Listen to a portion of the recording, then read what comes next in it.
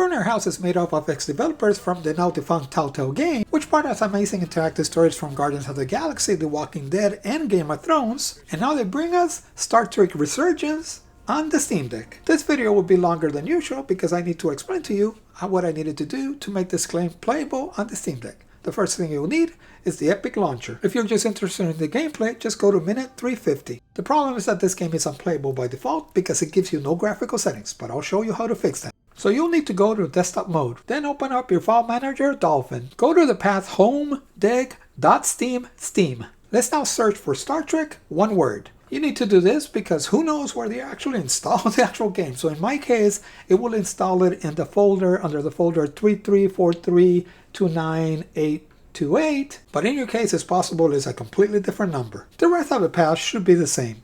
In this case, it will be PFX, Drive C, User, App Data, Local, Star Trek Game, Save, Config, and then Windows Not Editor. I meant Windows No Editor. The first thing we need to open is the actual game settings.ini, and we're actually going to be caring about the lines 4 to 9.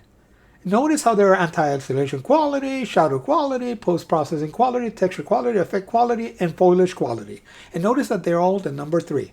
Those names we're going to need on the next file. So you can close that, but we actually need now the Scalability.ini, and that's the actual file we're going to change. For whatever reason, when we change the other one, it never takes effect, and it will always be number 3. So we're going to cheat, and we're going to make it believe that the 3, which is the best possible execution, will be the worst. So notice how will have post-processing quality, texture quality, effect quality, shadow quality, all those that you see previously. So you can go and pause and go in what the names are or look here. And notice that they're all at 3. So what we're going to do is we're actually going to set them to the lowest possible settings, even though they should be by default the highest possible settings. So where did I get all this information? Where did I get all these numbers and settings? That's easy. We're actually going to get them from the Unreal Engine site. So let's now open up Chrome, and we can actually now go to docs, unrealengine.com, 5.2, ENUS, scalability reference for Unreal Engine. And this will allow us to actually grab those settings. I'm basically just going to do copy and paste to that actual file. So basically, for example, if it's post-processing, I'll go to the 0 setting. I'm going to grab that whole set that you see down under in reddish. I'm going to copy and paste that under post-processing quality at 3. Then if I'm going to actually do the next one, which is shadow quality, I'm going to grab the 0. I'm going to say shadow quality at 3, and I'm going to copy and paste that under it. The same for texture. I'm going to grab texture 0. I'm going to copy and paste this to that section, and I'm going to do effects quality. Again, I'm going to grab the 0, put it under effects quality at 3, and finally, I'm going to do foliage quality, and I'm going to grab the 0 settings and put our foliage quality at 3. Now I can also do the anti-isolation, and for that case, I'm just going to do the post-process AA quality and say equal to 2, 4, 6, or 0. By default, it's 6, but here's the bad news. Anytime I tried anything that wasn't the highest, it actually will do all sorts of ugly shimmering. So for that case, then just make sure, I just left it alone and didn't add this option. And then the game did no longer shimmer, and the game was only 2 to 4 frames per second, and that really didn't matter. Now the gameplay itself is going to be interesting. Once you do that, you no longer have to worry about having this terrible gameplay in the single digits or in the teens. Now the game will either go above 20 frames per second, and this is not a first-person shooter, so it won't really matter, except for a couple of examples. Or it will actually play between 20 and 30 frames per second, or approach 30 frames per second for the most part. Right here, you're going to notice that when she's actually looking at the actual reflection in the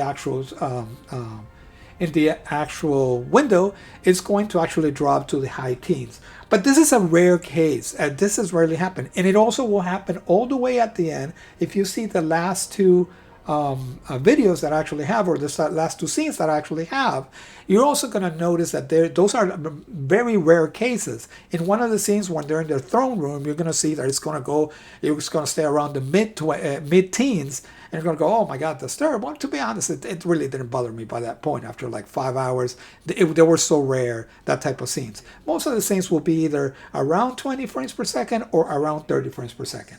You will also notice something weird. There's the final scene, I think, that I have is actually down on the planet in the actual mines. And you're going to notice that there's like this beam that is like bringing all the rocks up. And anytime that beam actually goes into the actual scene, you'll notice it'll go even to the single digits. So my advice, don't look at the light. It's not beautiful. Because while you're not looking at the light, or the actual beam itself is not there, you'll still get like around 30 frames per second. So it's some weird stuff that whatever that beam is causing in the background of the graphics is going to make it terrible. But anyway, the game actually plays very good. And remember, this is not a first-person shooter, so even being at 20 frames per second, this is an interactive venture that basically there will be different types of quick time events that will tell you do this or do that.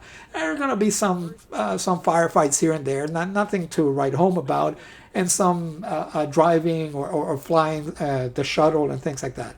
But for the most part, the game will actually just be a story, an interactive story, and it's going to play out very good if you actually do what I did. I know it's a lot of work, but to be honest, the game actually plays very well, except for those exceptions that I gave you. And if you like what I'm bringing you, and you haven't done so yet, and want to, please don't forget to subscribe, hit that notification button, and like this video. But anyway, I'll let you watch the rest of the video, and I'll see you on the next one.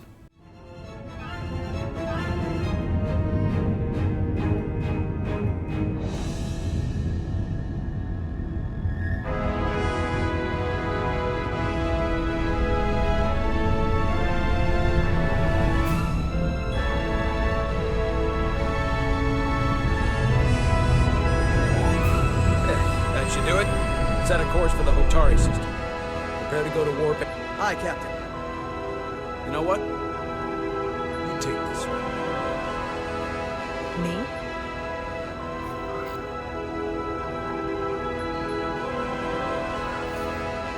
Helm. Make way.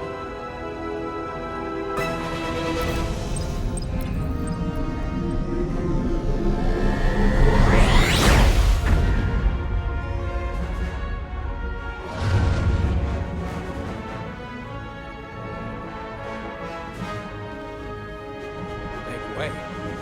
It's a sailing term. I know that.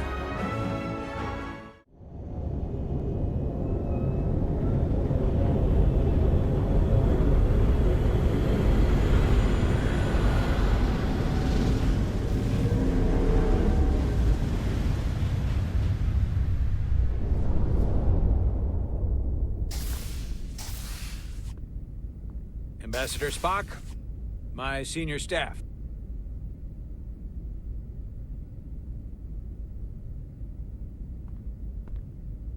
It's not every day that a captain gets to welcome a Starfleet legend aboard.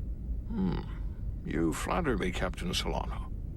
But legend implies the past tense, whereas I am very much focused on our present circumstances.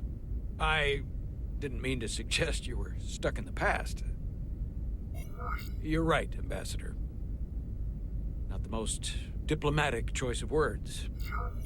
You are a legend, Ambassador. There's not an officer in Starfleet that doesn't know of your career. I would never assume that to be the case. We were hoping you could fill us in on the details. We got the basics from Starfleet. Two formerly peaceful neighbors are now on the brink of war. Indeed, and the tension between them grows fiercer by the hour.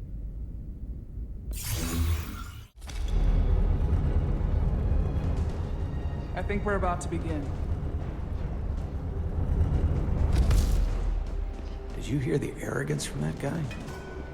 I don't know what we're walking into here, but that guy was something. That may be true. But let's keep an open mind going into the negotiations. Hopefully he's just one voice amongst many. Then let's hope he's the outlier. The Hotari have invited us as their guests. so we must show them the proper respect.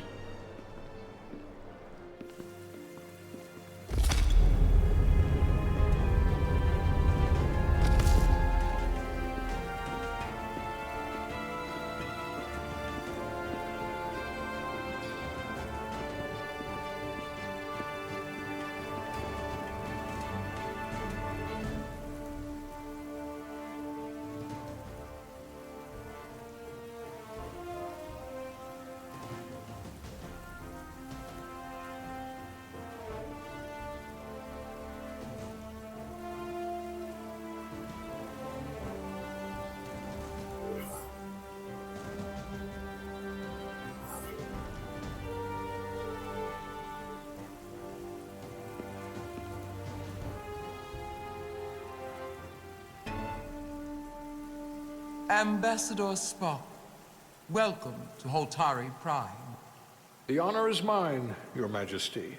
That the Federation would send one of their most respected representatives is not only an honor to the Holtari people and their queen, but a recognition of our stature and importance. Let's get on with it, shall we? With all due respect to the Federation and their ambassador, they have no authority here. We are not members of their alliance. We are not subject to their rule, nor yours. We demand the immediate return of all mining operations to Elydian control, as it has been for centuries and will be for centuries more.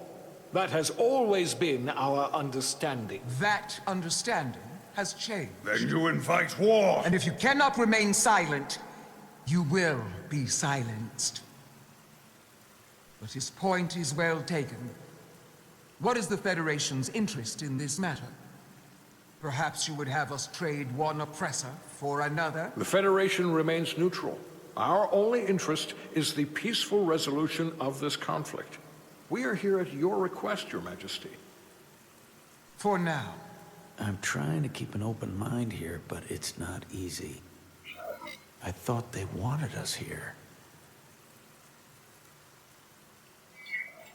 Was there something you wanted to say, Captain? Oh, no. My apologies. And what about the Kobliard?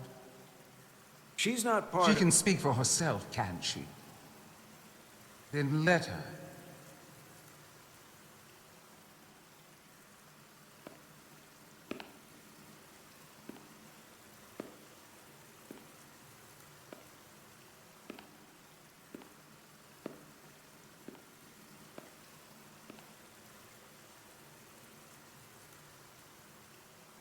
Now then, what is your name? Commander Jara Rydek, Your Majesty. Being a Kobliard, you would know better than anyone. Your people suffered brutal treatment at the hands of the Cardassians. Their injustice towards the Kobliard is as unimaginable as it is unforgivable. Not unlike how we have been treated by the Elydians. As much as they'd have you believe they are the victims here, remember it was the Hotari who attacked us. Hundreds of innocent Elydians were slaughtered without mercy in those mines. The blood is on their hands, not ours! Quiet!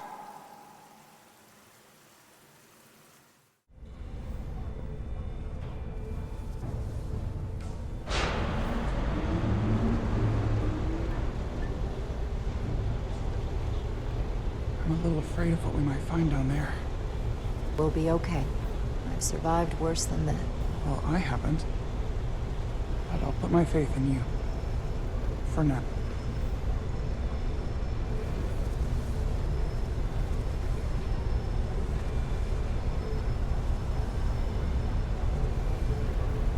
Jara. Stay back.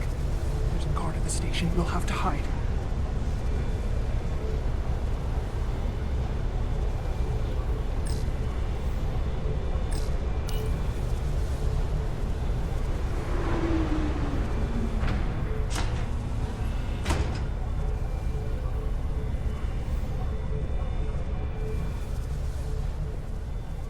Who are you? What are you doing here? You watch your tone with me. I'm Tylus Altaris, Minister of Diplomatic Affairs. I speak for the Queen herself. This is a restricted area. No one gains access without the approval of Galvin or Sidron. Wait. Jues Gawad Abawincha.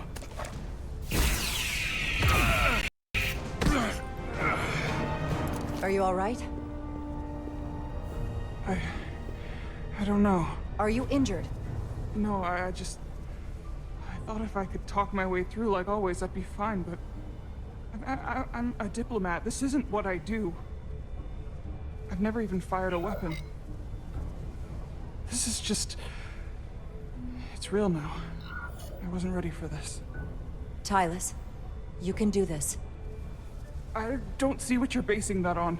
All you've shown me so far is an iron-willed determination to save your people.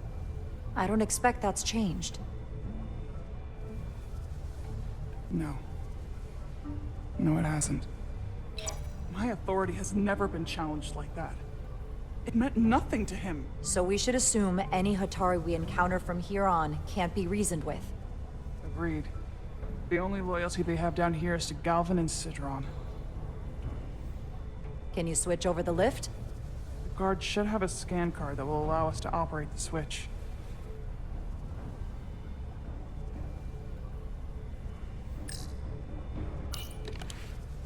Got it.